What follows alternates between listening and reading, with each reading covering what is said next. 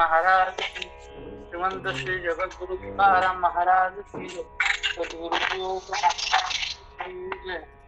समचरण सरोजम सांद्र नीलांबुदाभम जगननिहित पाणी मंडनं मंडनानां तरुण तुलसीमाला संधं कंजनेत्रं सदय धवलहासं विठ्ठलं चिन्तयामि. अज्ञानतिमिराध्यस्य ज्ञानाञ्जनशलाकया चक्षुरुन्मिलितं येन तस्मै श्रीगुरवे नमः. सम्पाद्य ज्ञानं च विदाय भक्तिं विलोकितोकेन समाधिराजतु. वैराग्यवन्तं विचारयुक्तं नमामि योगं शिरसा गुरुं. नमामि योगं शिरसा गुरुं. नमामि योगं शिरसा गुरुं. श्रीमंत ज्ञानेश्वरी चिंतनात आपली ही अखंडपणे अविरतपणे चालत असणारी सेवा आणि मध्ये आपला वारकऱ्याच्या जीवनातला सर्वात मोठा उत्सव. वर्षभर आपण ज्याची वाट पाहतो, जावे पंढरीसी आवडे मनासी, कधी एकादशी आषाढी हे असं आपण कायम चिंतन करतो. कधी ते टकळा पंढरीचा निरंतर वर्षभर आपला विचार राहतो, वारी कधी येईल, वारी कधी येईल, वारी कधी. आणि तो वारीचा सोहळा, तो वारीचा महोत्सव आपण त्याच्या पद्धतीनं साजरा केला.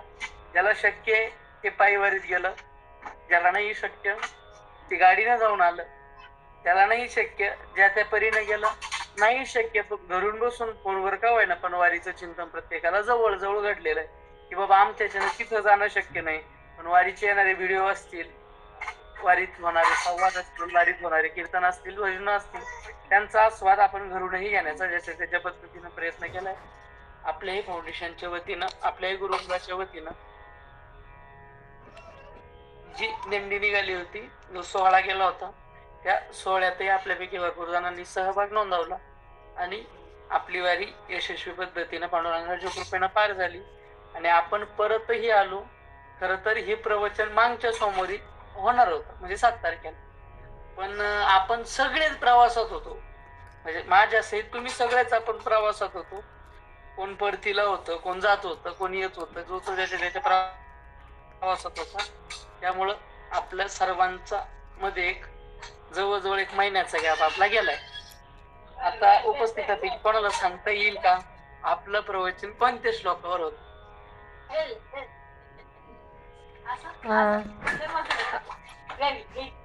काय नाहीये. तर आपण श्रीमद ज्ञानेश्वरीचं चिंतन करतोय. ज्ञानेश्वरी म्हणजे श्रीमंत गीतेवरची असणारी ही टीका आहे. संस्कृत असणारी गीता आपल्यासारख्या जडजीवांना मराठीत कळावी म्हणून माऊलींनी ते संस्कृताचं तत्वज्ञान मराठीत आणलं. सुरुवातीला आपण पहिल्या अध्यायात गीतेचं नमन बघितलं, त्यानंतर अर्जुनाने भगवंता पुढे केलेला शोक बघितला आणि त्यानंतर दुसऱ्या अध्यायाच्या सुरुवातीपासून भगवान परमात्मा अर्जुनाला समजून सांगतात की बाबा तू युद्ध करणं गरजेचं आहे. तुझ्यांचा विचार करून म्हणतोय ना मी यांना मारू शकत नाही. अरे अर्जुना, ते एक ना एक दिवस मारणार आहे. कोण काय शनी मारणार आहे, कोण काय शनी मारणार आहे, पण निमित्त वेगळं असेल. पण जन्माला आले म्हणजे यांचं मरण ठरलेलं आहे आणि ते मरण कोणीही कोणत्याच पद्धतीनं चुकवू शकत नाही. आणि असं असल्यामुळे अर्जुना तू उठ आणि युद्ध कर. हे मारणार आहेत, यांचा नाश होणार आहे, हे ठरलेलं आहे. त्याच्यामुळं हे मारणार नाही किंवा मी मारल्यानंच मारणार आहे असा अर्जुना तू विचार करू नको. विविध पद्धतीनं भगवंतांनी ऐसा नाना पर्याय अनेक पद्धतीनं देवानं अर्जुनाला समजून सांगितलं आणि समजून सांगता सांगता अर्जुनाला देव आता मरण म्हणजे काय ते समजून सांगतात की अर्जुना अरे तू म्हणतोय मारणं मारणं मरणं मरणं. अर्जुना अरे बाबा इथं आलं तर मारावं लागणार आहे.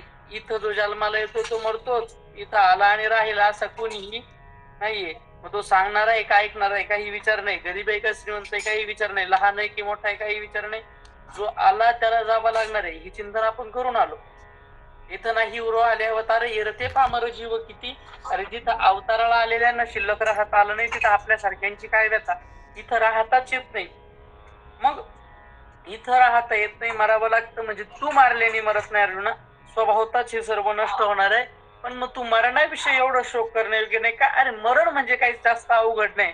मरण काय तर माऊली ज्ञानोबा आहे आपल्याला मराठीत सांगणार आहे, पण त्या अर्थी भगवंत अर्जुनाला सांगतात की मरण म्हणजे नेमकं काय होतं, मरण नावाची प्रक्रिया कशी आहे. भगवंत म्हणतात वासांशी जीर्णानी यथा विहाय नवानि गृह्णाति नरोपराणि तथा शरीरानि विहाय जीर्णा अन्यानि संयाति नवानि देहि. भगवंत अर्जुनाला सांगतात की अर्जुना, दुसऱ्या अध्यायातल्या 22 क्रमांकाचा श्लोक आहे. मी पहिल्या दिवसापासून विनंती करतोय, हे बघा आपण किती आहोत त्याच्यापेक्षा आपण काय करतोय हे महत्वाचं आहे. आणि आजच मी स्पष्टपणे क्लिअर करतो, श्रोत्यांची संख्या कमी होता होता शेवटी एकावर जर आली तरी ती एका व्यक्तीसाठी पण मी गुगल मीटवर प्रवचन करणार आहे, त्याशी काही अडचण नाही. आणि वाढत हजारावर गेली तरी त्या गोष्टीची काही अडचण नाही. मी आधी पण बोललेलो आहे, मी ज्ञानेश्वरी स्वतः करता सांगतो, मी ज्ञानेश्वरी स्वतः करता सांगतो, ज्ञानेश्वरीचा आनंद स्वतः करता घेतो. गंगा वाहते, हात धुवायचे हात धुवून घ्या, आंघोळ करायचे आंघोळ करून. तर गीतेच्या सांख्ययोग नावाच्या दुसऱ्या अध्यायातील 22 क्रमांकाचा श्लोक आहे. अरे अर्जुना, मरण मरण मरण म्हणजे काय.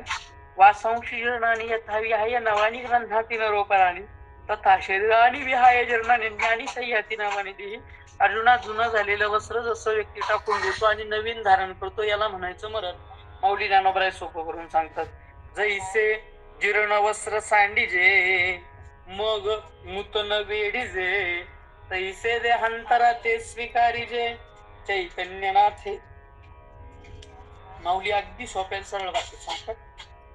माऊली म्हणतात जैसे जीर्ण वस्त्र, माऊलींची भाषा कळण्याला जास्त सोपी आहे.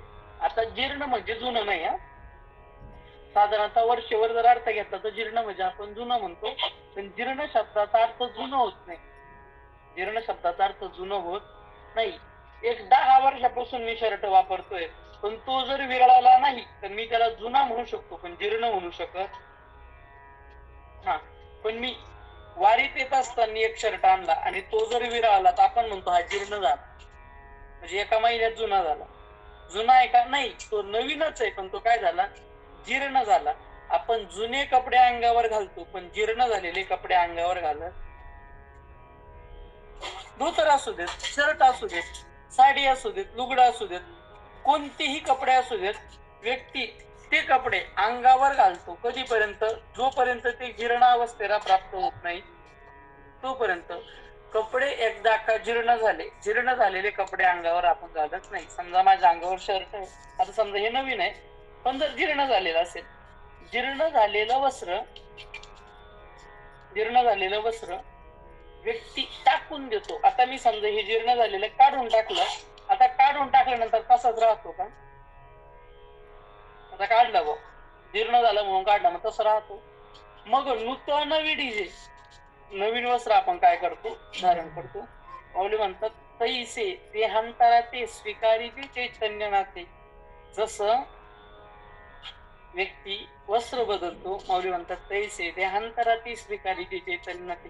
त्याच पद्धतीनं आपला जीवात्मा काय करतो तर देहांतराचे स्वीकारिते, एका देहातून दुसऱ्या देहात जातो. याला आपण मरण म्हणतो. मरण म्हणजे प्रक्रिया खूप अवघड आहे असं नाही. का संत मरणाला एवढं सोप्यात घेतात, का संत मरणाला विशेष मानत नाही, का संत मरण काही नाही ठीक आहे मरण आहे, हा आहे मरण झालं हो झालं, संत का विशेष मानत नाही. त्याचं कारणच आहे, संतांचं स्पष्ट मत आहे, मरण म्हणजे दुसरं तिसरं काही नाही, एक जुनं झालेलं वस्त्र बदलून नवीन असलेलं वस्त्र धारण करणं याला म्हणायचं मरण.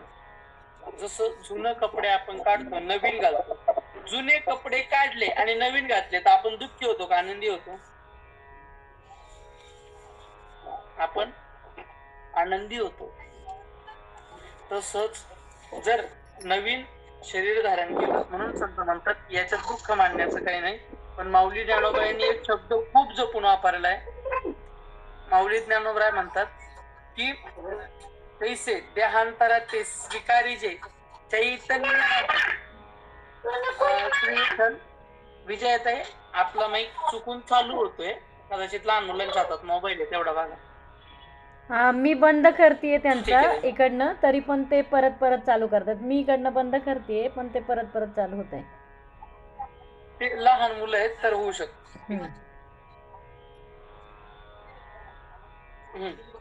तर माऊली ज्ञानोबा यांनी शब्द वापरलाय तैसे देहांतराचे स्वीकारी जे चैतन्य नाथे. माऊलींनी शब्द वापरलाय की चैतन्याचा नाथ म्हणजे चैतन्यनाथ.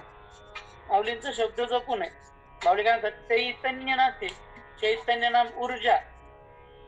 चैतन्य नाम ऊर्जा, एनर्जी ज्याला म्हटलं जातं ते.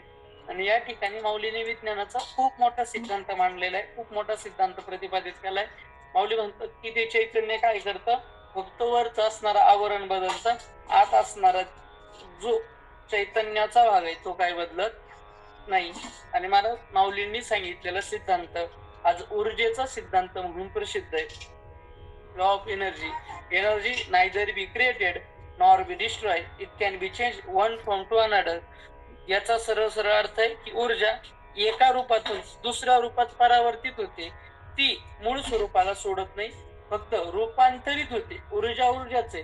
सूर्यप्रकाशाच्या रूपाने आलेली ऊर्जा झाडाच्या पानात येते, फोटोसिंथेसिस नावाची प्रोसेस होते, ती प्रक्रिया झाली की त्या प्रक्रियेद्वारे पानातून अन्नद्रव्याची उत्पत्ती सूर्यप्रकाशातून होते. सूर्यप्रकाश नावाची ऊर्जा रूपांतरित झाली कशात, अन्नद्रव्य नावाच्या ऊर्जेत. किंवा आपण देखील अन्न खातो, अन्न खाल्लं, त्या अन्नात ऊर्जा आहे, त्या अन्नात ऊर्जा आहे हे ज्याला मान्य नसेल त्याने 7 दिवस अन्न खाऊ नका, 8व्या दिवशी मला फोन करा. तर आणि दुसरी सूचना की हा उद्योग करण्यात 7 दिवसात एखादा गेला तर मी सांगितलं हे सांगू नका. तर अन्नात ऊर्जा आहे, त्या अन्नातली ऊर्जा खाल्ल्यानंतर आपल्या शरीराला भेटते. म्हणजे ऊर्जा एकच आहे, पण ती ऊर्जा कधी अन्नात आहे, कधी शरीरात आहे, कधी पाण्यात आहे, कधी अग्नीत आहे, कधी पाण्यात आहे, कधी सूर्यात आहे. ती त्याची जागा बदलते.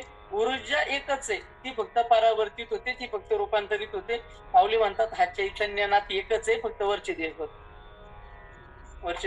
बदलतो.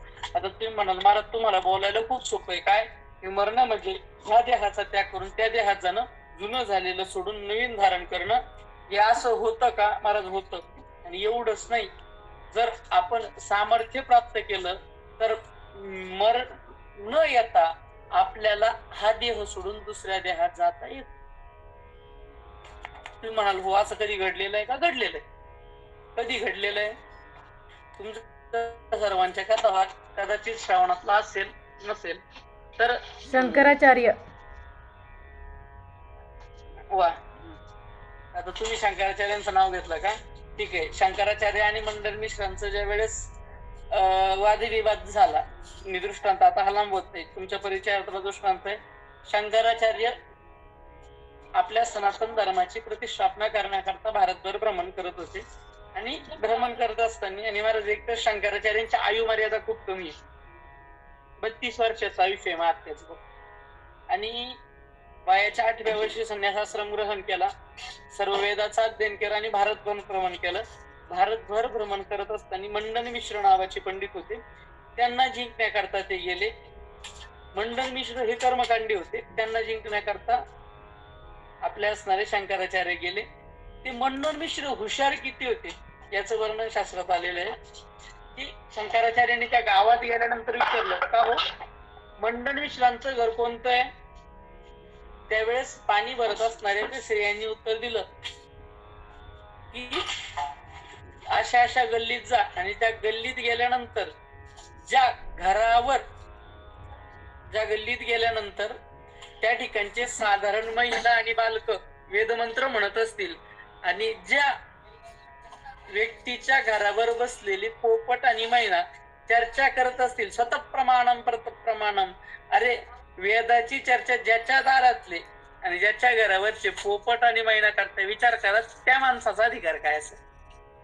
असे असणारे मंडन मिश्र आणि मग त्या मंडन मिश्रांसोबत वादविवाद करण्याकरता श्रीमंत शंकराचार्य बसले आणि न्याय निवाड्या करता म्हणजेच त्यावेळेस जज म्हणून कोणाला बसवलं, मध्यस्थी, की दोघांपैकी जिंकलं कोण. कारण की वाद ज्या वेळेस लागतो त्यावेळेस एक जण तटस्थ भूमिका घेऊन निर्णय देण्याकरता कोणतरी एक असावं लागतो.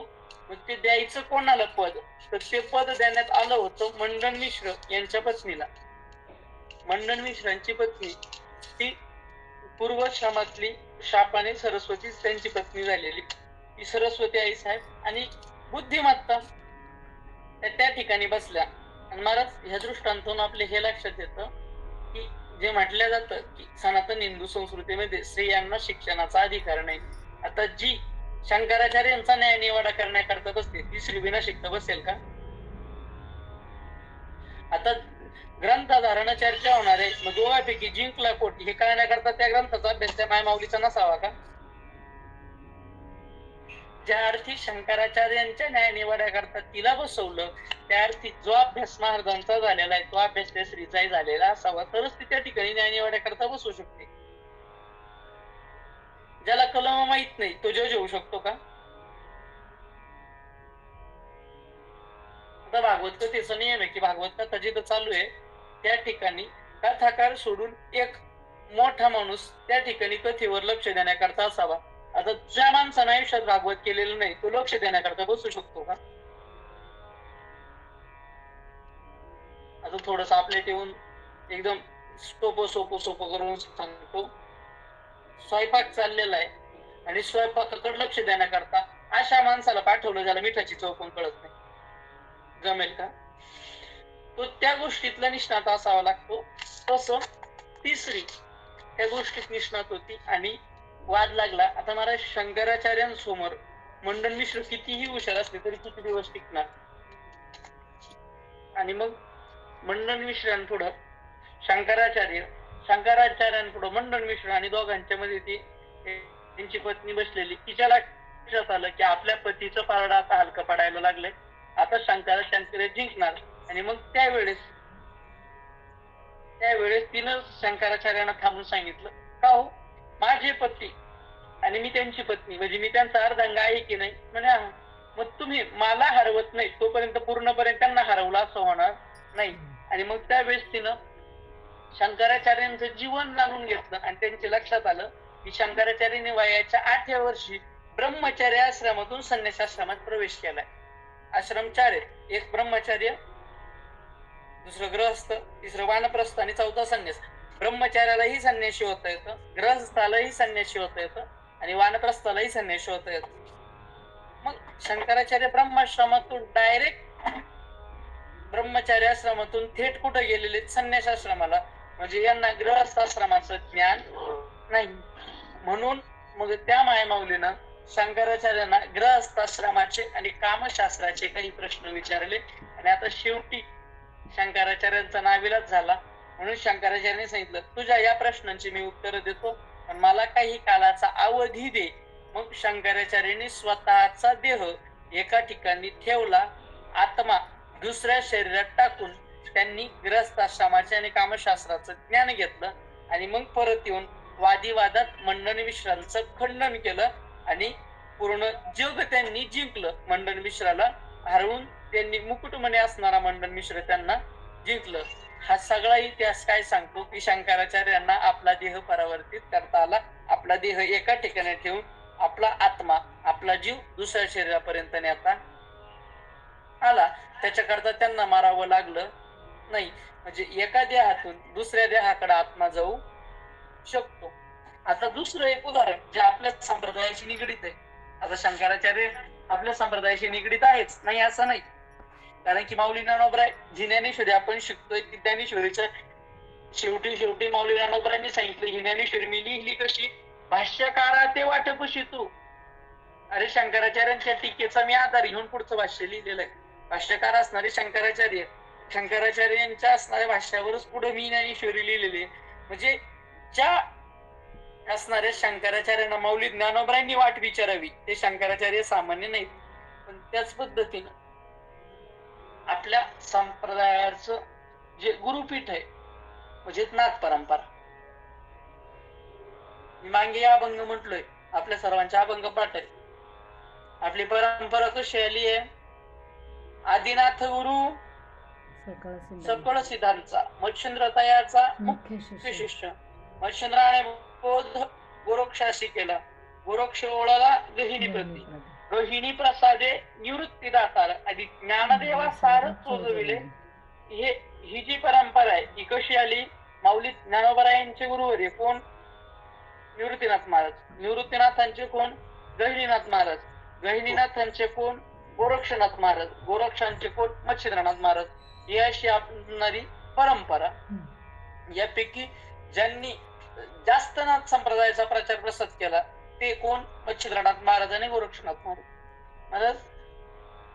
या गुरु शिष्याच्या जोडीनं जेवढं अध्यात्मासाठी फिरणं केलं, मला तर नाही वाटत तेवढं परत कुणी केलं असं. 12 वर्षातून एकदा ते पूर्ण भारताला चक्कर मारायचे. 12 वर्षातून एकदा ते भारताला काय मारायचे? चक्कर मारायचे. म्हणजे पूर्ण पूर्वी भ्रमण ते 12 वर्षातून एकदा करायचे. असं सातत्यानं फिरत राहायचे. आणि मग फिरत फिरत फिरत फिरत एक दिवस प्रयागराज जवळ ते आले. आल्यानंतर एका राज्याच्या नगरीत प्रवेश केला आणि बघितलं तर त्या नगरीमध्ये संपूर्ण शोककळा पसरलेली, संपूर्ण गाव दुःखाच्या सागरात बुडालेलं त्यांना दिसलं. आणि गाव दुःखाच्या सागरात बुडालेलं दिसल्यानंतर हळूहळू पुढे जात आहे, हळूहळू पुढे जात आहे. आणि पुढे गेल्यानंतर जात असताना त्यांच्या लक्षात आलं की या राज्याचा राजा आहे, त्याला मरण आलंय आणि अल्पवयामध्ये राजाचा मृत्यू झालाय. राजाचा मृत्यू अल्पवयात झालाय हे त्यांच्या लक्षात आलं. आणि हे लक्षात आल्यानंतर मच्छिंद्रनाथांनी विचार केला की चला या राजाला आपण जिवंत करू, या राजाला आपण जिवंत करू. म्हणून त्यांनी दोन्ही डोळे झाकले, राजाला जिवंत करण्याचा प्रयत्न केला. पण प्रयत्न काही सफल झाला नाही.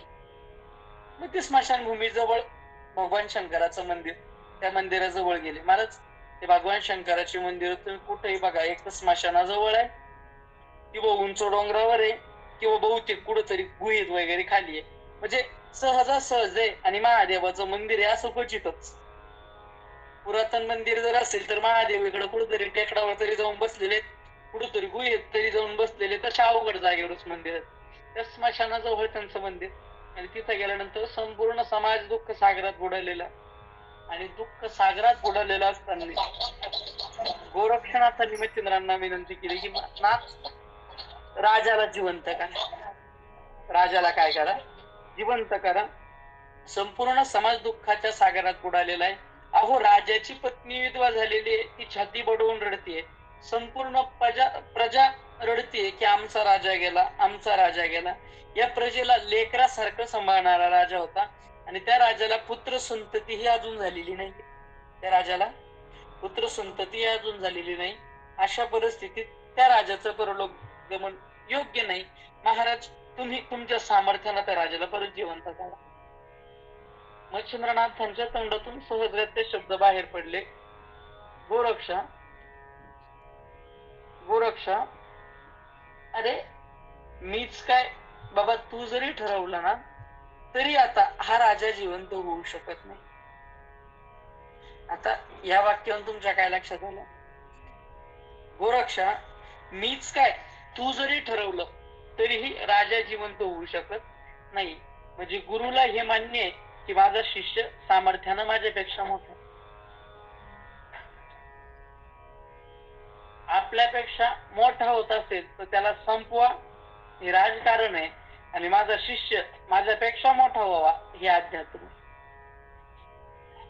संसारात आणि परमार्थात फरक काय? माझ्यापेक्षा मोठा कोणीच नको हा संसार आहे. आणि आपण सगळेच मोठे होऊ, नवे नवे. तुम्ही माझ्यापेक्षाही मोठे व्हा, आम्ही तुम्हाला आधार द्यायला तयार आहे, याला परमार्थ म्हणा. आणि आपल्या वृत्तीत हे असेल तर आपण परमार्थिक आहे. नाही तर समोरचं कोणतरी मोठं होत असताना आपल्या पोटात गोळा उठत असेल तर समजून घ्या भरपूर भांग आहे अजून. परमार्थाचा ना आपला सुतराम संबंध नाही. आपण समाजाच्या आनंदाने आनंदित होत असू, आपल्या व्यक्तीचा सन्मान होत असताना आपलं उर भरून येत असेल तर समजावा आपला परमार्थ चाललाय. आणि आपल्या व्यक्तीचा सत्कार होत असताना माझा का होत नाही म्हणून जर आपलं मन दुखत असेल तर समजून घ्या तो संसार आहे. संसार आणि परमार्थ क्रिया वरून दिसायला जरी सारख्या असल्या तरी आतून ते वेगळ्या. आतल्या भावनेवरून ठरतो तो संसार आहे की तो परमार्थ आहे.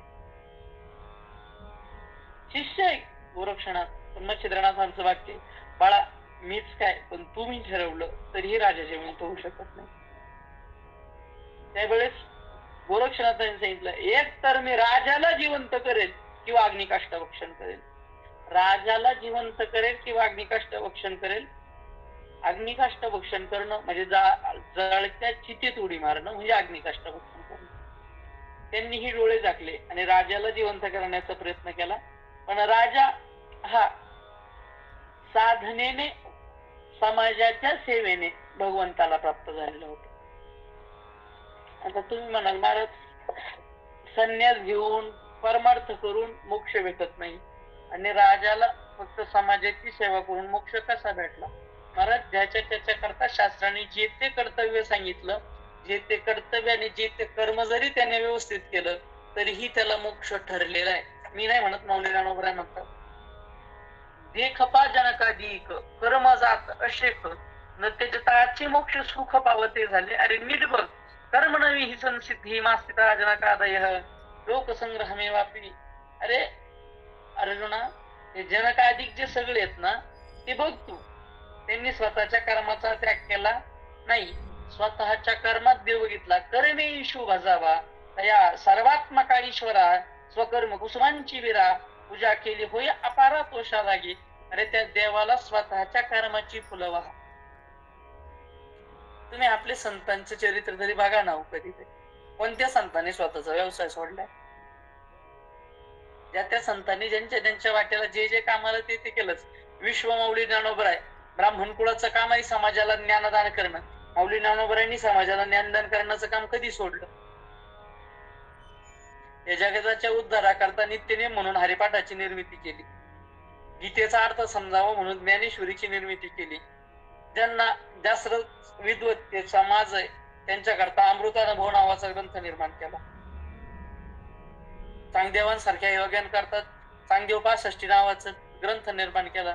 त्याच्यानंतर ज्ञानदेवांची अभंगाची गाथा ही उपलब्ध आहे. ज्ञानदानाचं काम अविरत 4ही भावंडांनी केलं. नामदेवरायांनी स्वतःचा शिंपी व्यवसाय पुढे चालवलाच आहे. सावता बाबांनी कांदा मुळा भाजी यावं घी विठाबाई माझी म्हणत आपल्या शेतीचा व्यवसाय कधीही त्यांनी सोडलेला नाही. आणि महाराज बाकीच्या संतांपेक्षा सावता महाराजांचा हा विशेष आहे की बाकीचे संत तरी वारी करता पंढरीला जातात. माऊली ज्ञानोबराय असतील, जगद्गुरु तुकोबराय असतील, नाथबाबा असतील, आईसाहेब मुक्ताई असतील, सोपान काका असतील, निवृत्तीदादा असतील, सगळेच्या सगळे वारीला पंढरपुरात जातात. संत श्रेष्ठ सावता महाराज पंढरपूरच्या वारीला जात नाही. पंढरपूरचा इतिहास आहे की सावता बाबा कधीच वारीला जात नाही. पण बाबा वारीला जात नाही म्हणजे देव भेटत नाही असं नाही. महाराज त्यांनी कर्माला देव मानलं. मी आधीही बोलून गेलो, लसूण मिरती कोथंबिरी अवघा झाला माझा हरी. स्वतःच्या कर्मात देव बघितला आणि स्वतःच्या कर्मात देव बघितल्याचा परिणाम काय झाला? सकल संतांच्या पालख्या पांडुरंगाला भेटण्याकरता पंढरपुरात जात असतील, पण जगाच्या बापाची कर्तुम अकर्तुम अन्यथा कर्तुम शक्ती संपन्न पंढरीचे पांडुरंग परमात्मा स्वतःचा सोहळा घेऊन आरण क्षेत्रात जातो. म्हणून संतांनी म्हटलेलं आहे, धन्य ते आरण रत्नाची ती खान जन्मला निधान सावतातो.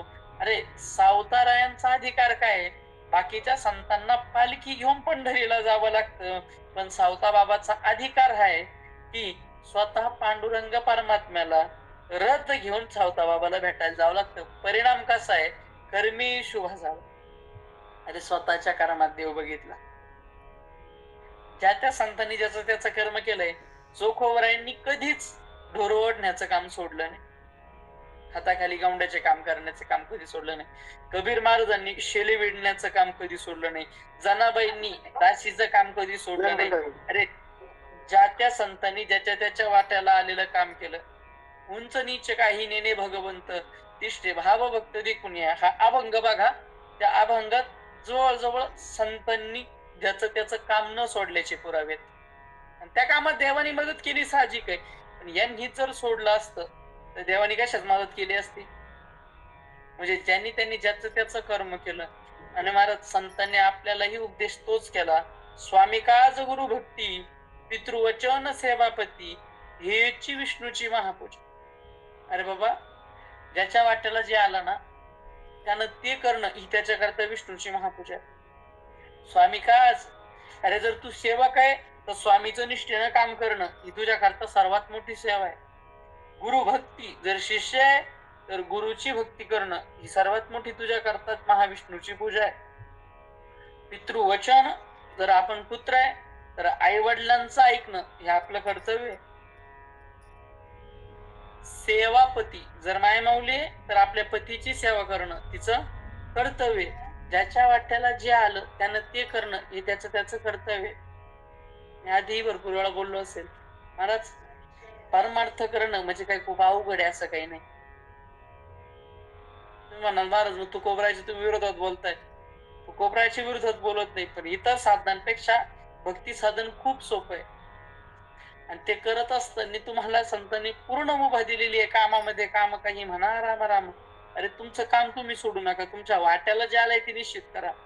आला भागासी तो करी व्यवसाय. अरे तुमच्या वाट्याला जे आलंय ते बिनधास्त करा.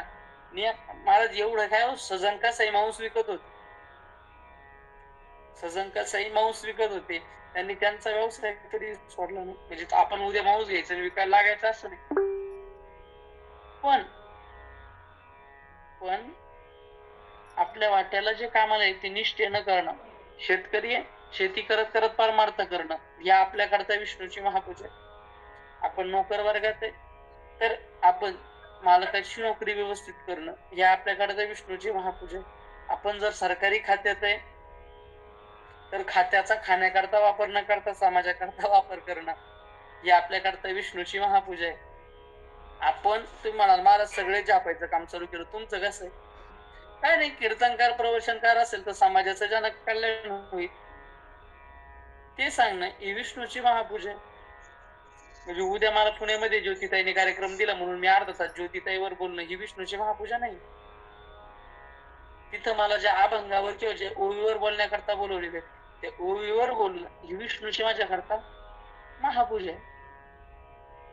समाजाच्या कल्याणाचं सांगणं, माझ्या धनाचं सांगणं नाही, समाजाच्या कल्याणाचं सांगणं ही विष्णूची महापूजा.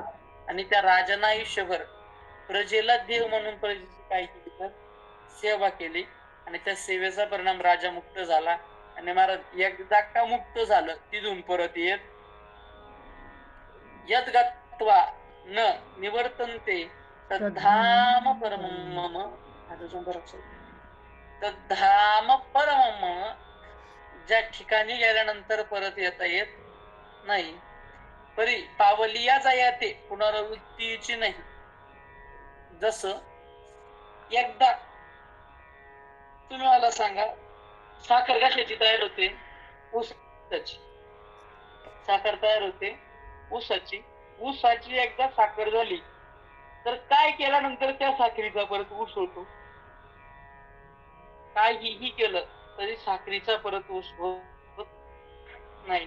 तसं एकदा जो देव झाला तो परत येत नाही. नंबर 2, जर तुम्ही तूप तयार केलं तर त्या तुपाचा परत दूध तयार होत नाही. अग्नीत एकदा लाकडं टाकले ते लाकूड परत लाकूड बाहेर आणता येत नाही. हे जसं तसं एकदा का देव झाला त्याला परत येता येत नाही. आणि मग असं असल्यामुळं त्या राजाला परत आणता येणार नाही. गोरक्षाची लक्षात आलं आता राजा परत येऊ शकत नाही. मग चिंद्रनाथांना वाईट याचं वाटतंय अरे माझा गोरक्ष आता जाईल. त्यांना अडचण काय आहे की माझा गोरक्ष आता जाईल. का त्यांना गोरक्षाची काळजी आहे? त्यांना माहितीये हा शिष्य शिरोमणी आहे. महाराज गोरक्षनाथांची गुरुभक्ती खूप श्रेष्ठ होती. किती श्रेष्ठ होती? एक दृष्टांत सांगितलं जातो, लांब होत नाही, आपण ऐकलंय. त्याचं टायटल आपण कधीतरी ऐकलं असेल, शीर्षक आपण कधीतरी ऐकलं असेल. काय शीर्षक आहे? वड्यासाठी डोळा दिला. वड्यासाठी काय दिला? डोळा दिला. असेच भारतभर भ्रमण करत असताना एक दिवशीचा प्रसंग, मच्छिंद्रनाथ गोरक्षनाथ बसलेले. मच्छिंद्रनाथांनी सांगितलं, जा बाळा भिक्षा मागून आण.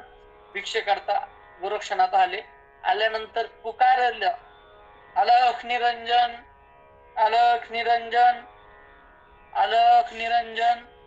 आणि मग अशी पुकार दिल्यानंतर एक मायमाऊली, तिच्या घरी स्वयंपाक होता, तो स्वयंपाक घेऊन आली. आणि आल्यानंतर तो स्वयंपाक दिला. स्वयंपाक घेऊन ते गुरु महाराजांजवळ आले. गुरु महाराजांनी सगळं खाल्लं आणि शेवटी मग गोरक्षनाथांना सांगितलं, गोरक्षा, यातले जे वडे आहेत ना, ते वडे मला खूप आवडले. कशाचे वडे असतात ते? मुंगाचे. म्हणून आज देखील तुम्ही बघा, कधी पण आपण जर नाथ जर जेव घातले तर मुंगाचे वडे करावे लागतात. का नवनाथाच्या नैवेद्याला ती मुंगाचे वडे लागतात. तर ती वडे मला आवडले, तेवढे घेऊन येतो का? गोरक्षाने ठरवलं, ठीक आहे चला, महाराजांना आवडले, चला. परत गेले, त्या मायमाऊलीच्या दारात गेले, परत अलख दिली, अलख निरंजन, अलख निरंजन, अलख निरंजन. आणि मग तो आवाज आला. ती बाहेर आली. तिने सांगितलं, का रे आत्ताच कितीतरी मोठी भिक्षा दिली, ती परत आलास का? त्याने सांगितलं, आई तू दिलेली भिक्षा भरपूर होती, पण त्या भिक्षेतील जे वडे होते ते माझ्या गुरु महाराजांना आवडले, मला ते परत मिळतील का? त्यावेळेस तिने सांगितलं, लाबाड, तुला स्वतःला खायचे आणि तू गुरु महाराजांचं नाव पुढं करतोय. तुला स्वतःला खायचे, तू गुरु महाराजांचं नाव पुढं करतोय, खोटं बोलू नको, तुला पाहिजे असं सांग. त्याने सांगितलं, नाही आई, महाराजांनाच पाहिजे, महाराजांकरता ते वडे मला द्या. तिने सांगितलं, खरंच महाराजांना पाहिजे? हो. महाराजांना वडे पाहिजे म्हणून तू काय करू शकतो, काय देऊ शकतो? गोरक्षाने सांगितलं, तुम्हाला जे पाहिजे ते देऊ शकतो. त्यांनी सांगितलं, ठीक आहे, तुझा एक डोळा दे, मी तुला वडे देते. महाराज, वाडा घे आणि डोळा दे हा शब्द कानावर पडला आणि त्याचा ध्वनी संपण्याच्या हात डोळ्यात गेला, डोळा बाहेर आला, हातावर डोळा ठेवला, सांगितलं, दे वडे. काय दे? वडे दे. महाराज थरथरत्या हाताने त्या मायमाऊलीनं वडे दिले. मच्छिंद्रनाथांकडं गोरक्षनाथ आले, तो पडदा त्याच्यावर झाकून ठेवला आणि वडे दिले. मच्छिंद्रनाथांनी सांगितलं, डोळा दाखव. पडदा काढला, तिथे डोळाच नव्हता. सांगितलं, हे काय झालं? त्याने सांगितलं, ती मागत होती डोळा वड्यासाठी, तुम्हाला खायचे होते, मानले. नंतर मच्छिंद्रनाथांनी त्यांचा डोळा त्यांना परत दिला. ते परत देणं पुढचं ठीक आहे, पण गुरुसाठी वड्यासाठी काय दिला होता? डोळा दिला. आणि असा शिष्य गमवणं योग्य आहे का? नाही. म्हणून त्यांनी सांगितलं, बाबा एक पर्याय आहे. म्हणे काय? मी माझ्या शरीराचा त्याग करून, आपला मुद्दा इथं आहे, मी माझ्या या शरीराचा त्याग करतो आणि त्या राजाच्या शरीरात काय करतो तर प्रवेश करतो. काही दिवस त्या शरीरात राहील. या राज्याला वारस दिला की मी परत या शरीरात प्रवेश करेल. या राज्यात वारस प्रदान करून मी परत येईल. असं सांगितल्यानंतर ठरलं, आपलं शरीराचा त्याग केला आणि चिठ्ठीवर असणारे त्या राजाच्या शरीरात प्रवेश केला. हिमायागिरी नावाच्या ग्रंथात गोरक्षनाथांनी या प्रसंगाचं वर्णन केलंय आणि ह्या संपूर्ण प्रक्रियेला त्यांनी नाव दिलेले पर काया प्रवेश. पर म्हणजे दुसरी, काया म्हणजे शरीर आणि प्रवेश म्हणजे प्रविष्ट होणं, दुसऱ्याच्या शरीरात प्रविष्ट होणं. याची ही संपूर्ण प्रक्रिया म्हणजे पर काया प्रवेश. त्या राजाच्या शरीरात महाराजांनी काय केला तर प्रवेश केला. पुढे इतिहास भरपूर मोठा आहे. तो राजा जिवंत झाला, पुत्र संतती झाली, महाराजांचं शरीर नष्ट करण्याचा प्रयत्न झाला, तो कथाभाग भरपूर मोठा आहे. पण ह्या शरीरातून दुसऱ्या शरीरात त्यांना सामर्थ्यानं जाता आलं. कशानं जाता आलं? फक्त सामर्थ्यानं. म्हणजे एका शरीराचा त्याग करून दुसऱ्या शरीरात जाणं हे जिवंत असतानाही शक्य आहे. जसं आपण कधी पण कपडे बदलतो तसं बदलणं कधी पण शक्य आहे. पण आपल्यात ते सामर्थ्य नसल्यामुळं आपल्याला मरणाची वाट पाहावी लागते. आणि म्हणून माऊली म्हणतात मरण म्हणजे दुसरं विशेष काही नाही, तर कसं आहे, जैसे जीर्ण वस्त्र सांडीजे मग नूतन वेढीजे, तैसे देहांतरा ते स्वीकारीजे चैतन्याथे, एका देहाचा त्याग करून दुसऱ्या देहाकडं हे शरीर त्याग करून आत असणारा आत्मा दुसऱ्या शरीराकडे जात असतो. मग तो जाणारा आत्मा कसा आहे, माऊली सांगतात, भगवंत सांगतात, नैनम चिंदंती शस्त्राणी नैनम दहती पावकः न चैनम क्लिद्यन्त्यापो न शोषयति मारुतः अच्छुद्य यमधाह्योय न क्लिद्यो शोष्य एव च नित्यः सर्वगतस्तानु रचलो यम सनातनः.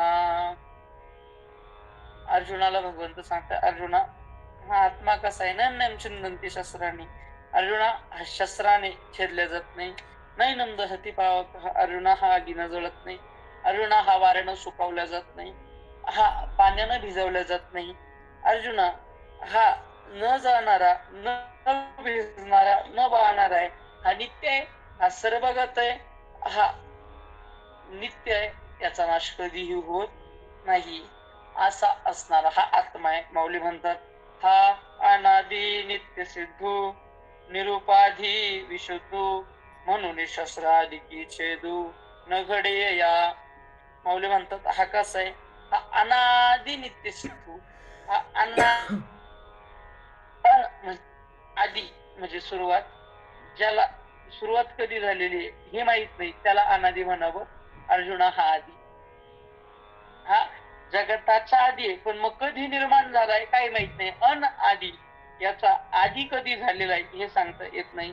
नित्य सिद्धू, हा कोणी निर्माण केलाय, कसा निर्माण झालाय, तर माऊली म्हणतात नित्य सिद्धू, हा नित्य सिद्ध आहे, याला कोणी बनवलेलं नाही, याला कोणी जन्म दिलेला नाही.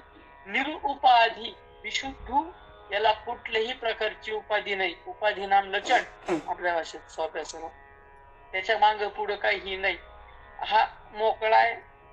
विशुद्धू, हा अत्यंत पवित्र आहे. मग असा असल्यामुळं म्हणून शस्त्रादिकी छेदून घडेया, आणि असं असल्यामुळं अर्जुना याला शस्त्रादिकांनी छेद केल्या जात नाही. अजून कसं आहे, हा प्रळयोदके नाप्लवे अग्निदाहो न संभवे येथ महाशोषण प्रभवे मारुताचा. माऊली म्हणतात हाय ना अर्जुना, कसा आहे, हा प्रळयाच्या पाण्यानं सुद्धा ओला होत नाही, म्हणजे साध्या पाणी फेकलं तर ओला होईल असं नाही, प्रळयाचं पाणी जरी असलं तरी त्याच्यातही हा ओला होत नाही, हा अग्नीनं जाळल्या जात नाही. आणि एवढंच नाही, तर वाऱ्यानं जरी याला सुकवायचा प्रयत्न केला तरी वाऱ्याचा सुद्धा याच्या पुढे काही चालत नाही. अर्जुना हा नित्य, अर्जुना हा कसा आहे, नित्य आहे. अचळ हा शाश्वत, हा अचळ आहे आणि शाश्वत आहे, हा स्थिर आहे, हा हलत डोलत नाही, असा शाश्वत. सर्वत्र सदुदितू परिपूर्ण, हा अर्जुना हा सर्वत्र आहे आणि कायम आहे, कोणत्याच ठिकाणी हा नाही असं नाही, आणि हा परिपूर्ण आहे, हा अपूर्ण नाही. आत्मा कसा आहे तर परिपूर्ण आहे. अजून कसा आहे हा, भगवंत म्हणतात अव्यक्तो यमचिंत्योय न विकार्यो यमुच्यते तस्मात् देवं विदित्वैनं नानुशोचितुमर्हसि.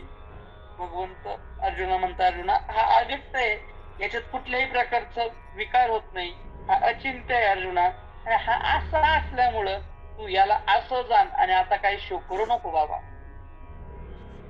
हा तर्काची दिठी गोचरण हे किरीटी ध्यान याची या भेटी उत्कंठावा हे.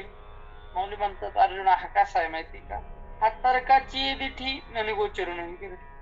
अर्जुना तर्कदृष्टीने जरी विचार केला तरी हा तर्काला हा सापडण्याजोगा नाही. काही गोष्टी कशा आहे तर्काने कळतात की त्या कशा आहे, पण अर्जुना याच्याविषयी तू तर्कानेही जाणून घेऊ शकत नाही. जसं तर्क कशाला म्हणतात तुम्हाला मी मागे एकदा सांगितलंय, परत एकदा सांगतो. तर्क, तर्क म्हणजे काय, तर एका गोष्टीहून दुसऱ्या गोष्टीचा अंदाज लावणं याला तर्क म्हणतात. जसं यत्र यत्र धुमः तत्र तत्र वह्निः, हा सगळ्यात प्रसिद्ध असणारा तर्क आहे. काय, ज्या अर्थी तिथं धूर आहे त्या अर्थी तिथं अग्नी आहेच, हा झाला तर्क. म्हणजे एकावरून दुसऱ्याचा अनुमान लावणं याला म्हटलं जातं तर्क. हे असं आहे तर ते तसं असेल, असं तसं याला म्हणायचं तर्क. तर्क 100% बरोबरच आहे असं नाही, पण लागण्याची शक्यता असते. ज्या अर्थी आमच्या फोनला घरात रेंज येत नाही त्या अर्थी बाहेर पाऊस चालू असावा याला म्हटलं जातं तर्क. तर मग माऊली म्हणतात हा तर्काची येठी गोचरणो ही किरीटी. अर्जुना, हा तर्काला सुद्धा सापडत नाही. ध्यान याची या भेटी उत्कंठावा आहे. आणि ध्यानाला तर हा सापडतच नाही. कितपत सापडत नाही? ध्यान याची या भेटी उत्कंठावा आहे.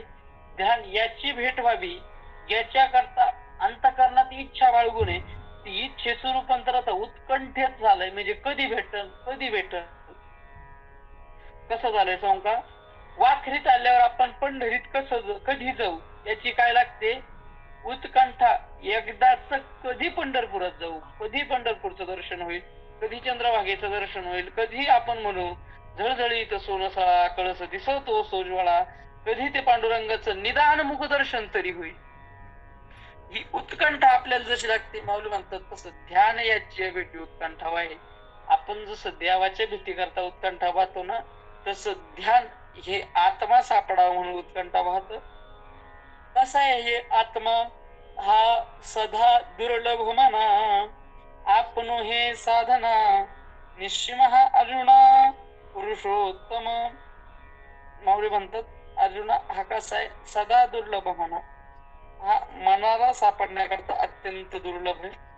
म्हणजे मन याला सापडू शकत नाही. म्हणजे जे मन त्रैलोक्यात फिरत, ज्या मनापासून कोणीही वाचत नाही, त्या मनाविषयी बोलताना माऊली म्हणतात की ते मन सुद्धा या आत्म्याला सापडू शकत नाही. आपण हे साधना कितीही साधना केली तरी त्या साधनांनाही हा सापडत नाही. निश्चिम हा अर्जुना पुरुषोत्तम.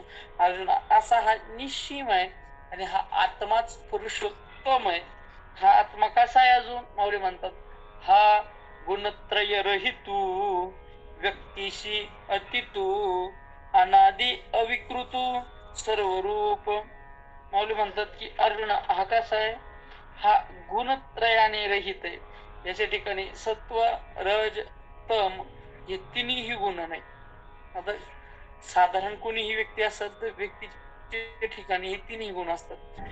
एक तर व्यक्ती सात्विक तरी आहे, व्यक्ती तामस्तरी आहे किंवा व्यक्ती राजस्तरी आहे. एखादा पदार्थ आहे, तो पदार्थ सात्विक तरी आहे, राजस्तरी आहे, तामस्तरी आहे. एखादी वस्तू आहे ती सात्विक तरी आहे, राजस्तरी आहे, तामस्तरी आहे. एखादा खाद्य पदार्थ आहे तो सात्विक तरी आहे, राजस्तरी आहे, तामस्तरी आहे. एखाद्या व्यक्तीचा स्वभाव आहे तो सात्विक तरी आहे, राजस्तरी आहे, तामस्तरी आहे. म्हणजे तिन्ही पैकी सगळ्या गोष्टीत हे प्रकारे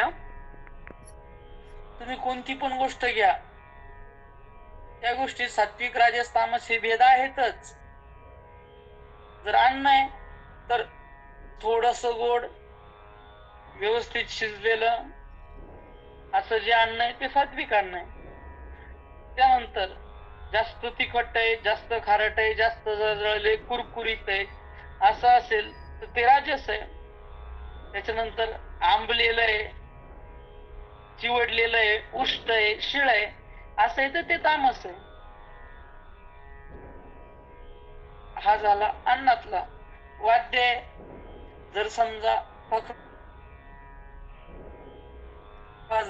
वीणा आहे, त्याच्यानंतर ढोलकी आहे, हे राजस वाद्य आहे. आणि त्यानंतर जे युद्ध प्रसंगी वाजवले जातात ते तामस वाद्य. असं वाद्यांच्या दृष्टीनेही वेगवेगळ्या प्रकारे स्वभाव हे व्यक्तीचा शांत असेल, ज्ञानप्रधान असेल, आनंदी राहणार असेल, सात्विक आहे. सारखा पैसा मान मान परत बोंबलत फिरत असेल, राजस आहे. काहीच नको, आराम करू, झोप घेऊ असं करत असेल, तामस आहे. तसं या आत्म्याच्या ठिकाणी काहीच नाही. मला म्हणतात की हा कसा आहे? हा गुणत्रय रहित, व्यक्तीशी अस्तित्व, हा रूपाच्या पलीकडे कोणत्याही प्रकारची रूपाने हा दिसत नाही. अनादी अविकृतू, आणि हा अनादी आहे. माऊलींचं म्हणणं आहे, हा कधी जन्माला आलाय माहित नाही, याला जन्मच नाहीये. अविकृतू. बरं, आता कसा काय वाय ना, हे तर याच्यात विकार होईल का नाही? जसं आपल्यात विकार होतात, म्हणून कुठं विकार आहे आम्हाला? तुम्ही जसे 5 वर्षापूर्वी होते तसे आज आहेत का? बरं, जसे आज आहे तसे अजून 5 वर्षांनी राहणार का? शरीरात बदल हा चालूच असतो, तसं याच्यात कुठल्याही प्रकारचा बदल होत नाही. आणि सर्व रूप हा जगत रूप झालेला आहे. अर्जुना आईसा हा जाणावा, सकारात्मक देखावा, मग सहजे शोक आगावा, हरे तुझा. अर्जुना आईसा हा जाणावा. अर्जुना, मी आतापर्यंत जसा सांगितला ना तसा तू याला जाण. सकारात्मक देखावा, याला सकाळ्यांचा आत्मा आहे असं तू जाण. असं जर तू मांडलं तर सहजे शोक आगावा हरेल तुझा, आणि मग तुझा सगळा शोक अशा पद्धतीने नष्ट होईल. आता हे झालं अर्जुना करता देवाचं बोलणं. आपल्या करता याचा फायदा काय? तर महाराज, जीवन जगत असताना आपल्याही जवळच्या व्यक्ती आपल्याला सोडून जातात. तर ती गेली तरी हे बघा, संबंधाने दुःख होणार आहे, पण सावरण्याकरता ही गोष्ट लक्षात ठेवायची. वासंशी जरणानी यथा विहाय नवानी ग्रंथाती न रूपाराणी तथा शरीरानी विहाय जरण निंद्यानी सह्याती नावानी दे. अरे हे शरीर आहे, हे शरीर सोडलं आणि तो गेला, त्याचा प्रारब्ध या शरीरात जोपर्यंत होतो तोपर्यंत थांबला, दुसऱ्या शरीराकडे तो गेला. जर शरीरावरच आपलं प्रेम असेल तर शरीर इथंच पडलंय, म्हणजे आपलं शरीरावर प्रेम नाहीये. जो निघून गेला त्याच्यावर आपलं प्रेम आहे. मग जो निघून गेला तो तर अमर आहे का? नाही ना चिंतनते शास्त्राने. अरे जो माझा आहे त्याला कोणी मारू शकत नाही, मग काय त्याच्याविषयी काळजी करायची काम नाही. आणि हे शरीर हे एक न एक दिवस नष्ट होणारच होतं, नंतर व्हायचं तर आज झालं, याच्यात काही हरकत नाही. असा विचार करून दुःख कमी करावं.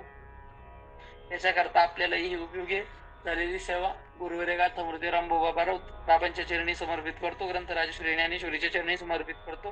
तुम्हा सर्वांना विनंती, तरी न्यूनतेपुरते अधिकते सांगते करून घ्यावे हे तुमते विवेक असे.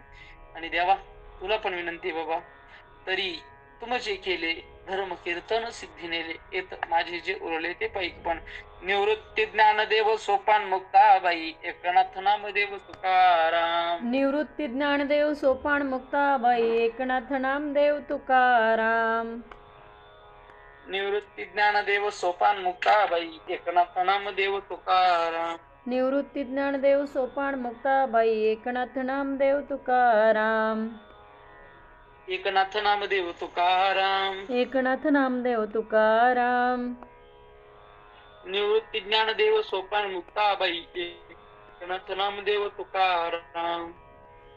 निवृत्ती ज्ञानदेव सोपान मुक्ताबाई, एकनाथ नामदेव तुकाराम.